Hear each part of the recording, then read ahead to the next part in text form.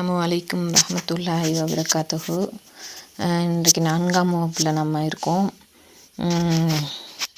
நம்ம என்ன பார்க்க போகிறோம்னா, குரான் நம்மதோட ஆழ் மனதுக்குள்ளே நுழைவதற்கான படிகளில் முதலாவதாக அல்லாஹ் சொல்லி காட்டுறான். 59வது அத்தியாயம் 29வது வசனத்தில், இந்த குரானை ஒரு மலையின் மீது நாம் இறக்கியிருந்தால் அது அல்லாஹ்வின் அச்சத்தால் பணிந்து நொறுங்கி விடுவதை நீர் காண்பீர். மனிதர்கள் சிந்திப்பதற்காக உதாரணங்களை அவர்களுக்கு கூறுகின்றோம் அப்படின்னு சொல்லி அல்லாஹ் சொல்லி காட்டுறான். இதுலேருந்து நம்ம என்ன அறிதல்னா, மலைங்கிறது அல்லாஹ் சொல்லும்போது இந்த மலையை நம்ம பூமியில் நட்டு வச்சுருக்கோம் அப்படின்னு சொல்கிறான். மலை எப்படிப்பட்டதுன்னா ரொம்ப ஸ்ட்ராங்கானது. அது அந்த மலை எவ்வளோ தான் மழை பெஞ்சாலும், புயல் அடித்தாலும், வெயில் அடித்தாலும், கடும் குளிராக இருந்தாலும், காற்றாக இருந்தாலும், வெள்ளமாக இருந்தாலும், எது வந்தாலும் தன்னோட நிலையிலிருந்து அது எந்த ஒரு மாற்றத்தையும் அடைய போகிறதில்ல. எவ்வளோ ஒரு பெரிய இது வந்தாலும் அதெல்லாம் எதிர்த்து அந்த மலை தன்னோட அந்த தனித்துவத்தை எதுவுமே விட்டு கொடுக்காம அதோட நிலையிலேயே நிலைச்சிருக்கு. ஆனால் இந்த குரான் அதன் மீது இறக்கப்பட்டால் அது அதோட நிலையிலிருந்து அது விலகி அல்லாஹ்வுடைய அச்சத்தால், அது எப்படின்னா, அல்லாஹ்வுடைய வசனங்கள் அதில் அருளப்படும் போது அல்லாஹ்வுக்கு கட்டுப்பட்டு, அல்லாஹ்வுக்கு பணிஞ்சு, அல்லாஹ்வுடைய அச்சத்தால் அது இருந்த அந்த ஸ்ட்ராங்கான அந்த நிலையை விட்டுட்டு தூளாய் நொறுங்கி விடுது.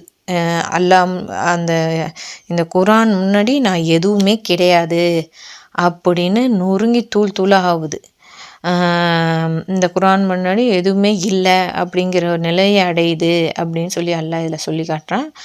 இதில் அல்லாஹ் சொல்கிறான், இதை நீங்கள் சிந்திங்க, இதை உங்களுக்கு உதாரணமாக சொல்லி காட்டுறேன்னு சொல்லி அல்லாஹ் சொல்லி காட்டுறான். நாம் ஒரு மலை எவ்வளோ ஸ்ட்ராங்கான மலை இப்படி இருந்தாலும் அல்லாஹ்வுடைய அச்சத்தினால அது அதோட நிலையை விட்டுட்டு அது நொறுங்கினதுக்கு அப்புறம்தான் அது ஒரு மாற்றத்தை அடையுது.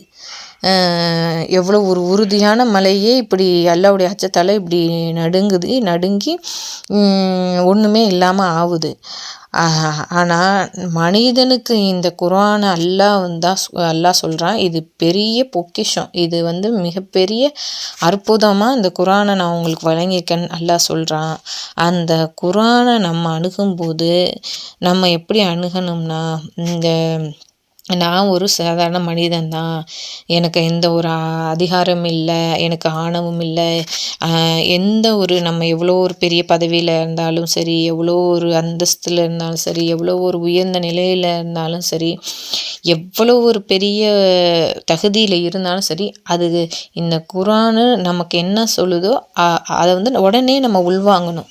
இதுக்கு உடனே நம்ம கட்டுப்படணும். இந்த குரானுக்கு முன்னாடி நம்ம ஒன்றுமே இல்லை அப்படின்னு நம்ம இந்த குரான்கிட்ட நம்ம முழு மனதோடு நம்ம எந்த ஒரு முன்முடிவும் இல்லாமல் சரணடைஞ்சு, குரான் முன்னாடி எதுவுமே இல்லை, நான் திறந்த மனதோடு இதை நான் அக்செப்ட் பண்ணுறேன் அப்படின்னு சொல்லி நம்ம இந்த குரானை அணுகுனா மட்டும்தான் இந்த குரான் நமக்கு ஆழ் மனதுக்குள்ளே நுழையும் அப்படிங்கிறத இந்த வசனத்தின் மூலியமாக அல்லாஹ் நமக்கு சொல்லி காட்டுறான். அப்படி இருந்தால் மட்டும்தான் குரான் நம்மளோட ஆழ் மனசில் நுழையும். இது அல்லாஹ் நமக்கு குரானை அணுகிறதுக்கான முதல் பாயிண்ட்டாக அல்லாஹ் சொல்லி காட்டுறான். அடுத்த பாயிண்ட் என்னன்னா, அல்லாஹ் நமக்கு சொல்லி காட்டுறான், இப்படி அதாவது எப்படி இந்த குரானை நம்ம முழு மனதோடு அடையும் போது அப்போ நமக்கு எதுவுமே தெரியாது, இது முன்னாடி நம்ம ஒன்றுமே இல்லை அப்படின்னு சரணம் அடைஞ்சால் மட்டும்தான் நமக்கு இந்த மாற்றத்தை நம்ம அடைய முடியும். வேறு எந்த ஒரு நமக்கு தெரியும் இது அதாவது எப்படின்னா, குரான் அணுகும்போது ஒரு உதாரணமாக நமக்கு எல்லாம் தெரியும் அப்படின்னு ஒரு விஷயத்தை கற்றுக்க போனோம்னா எந்த ஒரு விஷயத்தையுமே நம்ம கற்றுக்க முடியாது. நமக்கு இதில் ஒன்றுமே தெரியாது, இது என்ன சொல்ல வருது அப்படின்னு நம்ம மனசுக்குள்ளே எந்த ஒரு அபிப்பிராயமும் இல்லாமல் நம்ம ஒரு இடத்துக்கு எதையோ ஒரு செய்தியை நம்ம கற்றுக்க போனோம்னா ஒன்றுமே தெரியாமல் போகும்போது நிறைய விஷயம் உள்வாங்கியிருப்போம். அதே நமக்கு தெரியும் அப்படின்னு அந்த கண்ணோட்டத்தையே போனால் நம்ம எந்த ஒரு விஷயத்தையும் நம்ம உள்வாங்க முடியாது. அதே போல் தான் குர்ஆனை நம்ம அணுகும்போது இது நமக்கு ஒன்றும் தெரியாது, நமக்கு இந்த குர்ஆனுக்கு முன்னாடி நம்ம ஒன்றுமே இல்லை, குர்ஆன் நமக்கு என்ன சொல்லுதோ அதை நம்ம முழு மனதோடு நம்ம ஏற்றுக்கணும். அப்படி இருந்தால் மட்டும்தான் நமக்கு இந்த குர்ஆன் மனதுக்குள்ளே ஆழமாக உள்வாங்க முடியும். அதே மாதிரி அல்லாஹ் சொல்லி காட்டுறான். மேலும் 7வது அத்தியாயம் 204வது வசனத்தில் அல்லாஹ் சொல்லி காட்டுறான். குர்ஆனை ஓதும்போது அதை செவிமடுங்கள், வாய் மூடுங்கள், நீங்கள் அருள் செய்யப்படுவீர்கள் அப்படின்னு சொல்லி காட்டுறான். நம்ம குர்ஆன் ஓதும்போது நம்ம என்ன செய்யணும்னா அதை நம்ம சைலண்ட்டாக, அதாவது கேட்கணும். அதை உள்வாங்கணும், காது கொடுத்து கேட்கணும். நம்ம சிந்தனையெல்லாம் வேறு ஏதோ ஒரு பக்கத்தில் வச்சுட்டு குர்ஆனை நம்ம வெறுமனே ஒரு வாக்கியமாகவோ ஒரு இதாக ஓதுனோம்னா அது அதில் என்ன சொல்லியிருக்காங்கிற அர்த்தத்தையோ ஒரு சிந்தனையோ நம்ம சிந்திக்க முடியாது. அதே நம்ம அல்லாஹ் நமக்கு என்ன சொல்ல வர்றான், இந்த ஒரு வசனத்தில் அல்லாஹ் நமக்கு என்ன சொல்ல வர்றான் அப்படின்னு செவி தாழ்த்தி கேட்டு அதை சிந்திச்சோம்னா, வாயை மூடி அமைதியாக செவி தாழ்த்தி கேட்டு அதை சிந்திச்சோம்னா அதுலேருந்து நமக்கு பல படிப்பினைகள் கிடைக்கும். சிந்தனை மூலியமாக நமக்கு அல்லாஹ் நமக்கு ஒரு மாற்றத்தை ஏற்படுத்துவான். அதைத்தான் இங்கே சொல்லி காட்டுறான். குர்ஆன் ஓதும்போது அதை நீங்கள் செவிமடுங்கள், வாய் மூடுங்கள், நீங்கள் அருள் செய்யப்படுவீர்கள் அப்படின்னு அல்லாஹ் சொல்லி காட்டுறான். அதே மாதிரி மேலும் அல்லாஹ் சொல்லி காட்டுறான். 50வது அத்தியாயம் 37வது வசனத்தில் சொல்லி காட்டுறான். யாருக்கு உள்ளம் உள்ளதோ அல்லது கவனமாக செவியேற்கிறாரோ அவர்களுக்கு படிப்பினை உள்ளது அப்படின்னு சொல்கிறான். அல்லாஹ் இதில் என்ன சொல்ல வரான்னா, உள்ளம்னு உங்களுக்கு ஒன்று இருந்துச்சுன்னா, மனசு அதாவது உள்ளம்னு ஒன்று உங்களுக்கு இருந்துச்சுன்னா அதை நீங்கள் கவனமாக செவி விட்றீங்கன்னா இதில் படிப்பினை இருக்குதுன்னு சொல்லி எல்லாம் சொல்கிறான். மனிதனுக்கு மனசுன்னு ஒன்று இருக்குது. அந்த மனசை வச்சு நீங்கள் எப்படி சிந்திக்கிறீங்க, உங்கள் சிந்தனையில் எப்படி மாற்றம் ஏற்படணும்னு நீங்கள் நினைக்கிறீங்க. உங்களுக்கு உள்ளம்னு ஒன்று இருந்துச்சுன்னா, மனசுன்னு ஒன்று இருந்துச்சுன்னா நீங்கள் இந்த குர்ஆனை செவியிடும்போது கவனமாக செவியிடுங்க.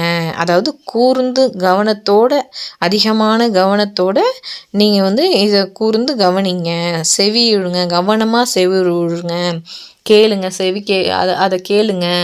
அப்போ தான் இந்த குர்ஆன் உங்களுக்கு ஒரு மாற்றத்தை ஏற்படுத்தும், உங்கள் வாழ்க்கைக்கு உதவும் அப்படின்னு அல்லாஹ் இந்த வசனத்தில் சொல்லி காட்டுறான். அப்போ நமக்கு மனசுன்னு ஒன்று இருந்துச்சுன்னா குர்ஆனை நம்ம எப்போ ஓதும் போதும் படிக்கும்போதும் நம்ம கவனத்தோடையும் அதாவது கூர்ந்து மிக கவனத்தோட செவி மடுக்கணும் அப்படின்னு சொல்லி இந்த வசனத்தில் நம்ம அறிஞ்சிக்க முடியுது. அதே மாதிரி ரசூல்லா எவ்வளோ நுணுக்கமாக ரசூல்லா காலத்தில்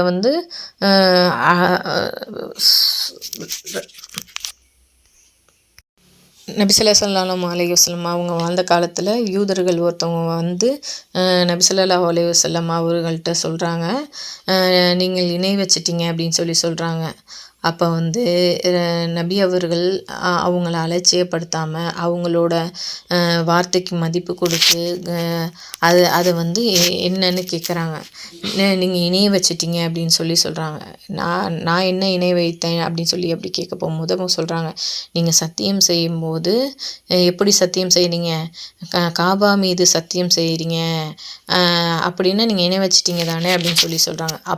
அப்படின்னா உடனே மக்களை அழைச்சி நபி ஸல்லல்லாஹு அலைஹி வஸல்லம் சொல்கிறாங்க, நீங்கள் வந்து சத்தியம் செய்கிறதுன்னா இறைவன் மீது காபா மீது சத்தியம் செய்யாதீங்க, காபாவை படைத்த இறைவன் மீது சத்தியம் செய்யுங்க அப்படின்னு சொல்கிறாங்க. இந்த விளக்கத்தை வந்து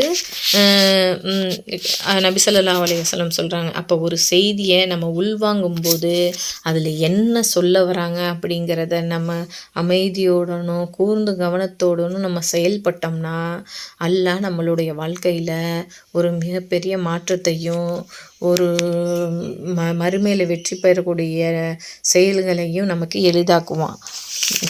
அது மட்டும் இல்லாமல் அல்லாஹ் சொல்லி காட்டுறான். 39வது அத்தியாயம் 18வது வசனத்தில் அல்லாஹ் சொல்லி காட்டுறான், நீங்கள் அவர்கள் சொல்லை செவிமடுத்து அதில் அழகானதை பின்பற்றுவார்கள், அவர்களுக்கே அல்லாஹ் நேர்வழி காட்டுவான், அவர்களே அறிவுடையவர்கள் அப்படின்னு சொல்லி காட்டுறான். அல்லாஹ் சொல்கிறான், யார் உண்மையான அறிவாளிகள் தெரியுமா? அவர்கள் வந்து அல்லாஹ்வுடைய சொல்லை வந்து செவிமடுப்பாங்களாம். செவிமடுத்து அது அழகான விஷயங்களோ அதை எல்லாத்தையும் பின்பற்றுவார்கள். அவர்களுக்கே அல்லாஹ் வந்து என்ன செய்வானா, நேர்வழி காட்டுவானா. அவங்க தான் யார் நேர்வழி பெற்றிருக்காங்களோ அவங்க தான் அறிவுடையவங்க அப்படின்னு சொல்லி அல்லாஹ் சொல்லி காட்டுறான். யார் யாரெல்லாம் நேர்வழியில் இருக்காங்களோ அவங்கெல்லாம் அறிவுடையவர்கள் அப்படின்னு சொல்லி காட்டுறான். நம்ம நேர்வழியை பெறணும் என்றால் குர்ஆனை வந்து நம்ம செவிமடுத்து அதில் சொன்ன விஷயங்களை நம்ம கவனித்து சிந்திச்சு அதை அதில் என்ன அல்லாஹ் நமக்கு கட்டளையிட்டிருக்கானோ அத்தனையும் நம்ம வந்து பின்பற்றணும். அப்படி யார் பின்பற்றி அல்லாஹுக்கு கட்டுப்பட்டு நடக்கிறாங்களோ அவங்க தான் வந்து அறிவாளிகள், மறுமையில் நேர்வழி பெற்றவங்க. அவங்களுக்கு தான் அல்லாஹ் வந்து அவங்கள அறிவுடையவர்கள் அப்படின்னு சொல்லி அல்லாஹ் இந்த வசனத்தில் சொல்லி காட்டுறான். இப்போ நம்ம குர்ஆன் வந்து நம்மளோட ஆழ் மனதுக்குள்ளே போகணும்னா முதல்ல என்ன செய்யணும்னா, குர்ஆன் முன்னாடி நம்ம ஒன்றும் இல்லை, நம்ம வந்து அது முன் மனதோடு வந்து அதை வந்து எந்த ஒரு மாற்றமும் இல்லாமல் அது என்ன சொல்லுதோ அதை நான் வந்து கேட்பேன். குர்ஆனுக்கு முன்னாடி நான் ஒன்றுமே இல்லை அப்படின்னு சொல்லி முன்முடிவு இல்லாமல் வந்து அதை வந்து நம்ம அணுகணும். அடுத்த பாயிண்ட் என்னென்னா, குர்ஆனை கேட்கும்போது நம்ம அதை செவிமடுக்கும் போதும் அதாவது குர்ஆனை ஓதும்போது அதை செவிமடுக்கணும், வாயை மூடி அமைதியாக கேட்கணும், அது என்ன சொல்லுதோ அதை சிந்திக்கணும்.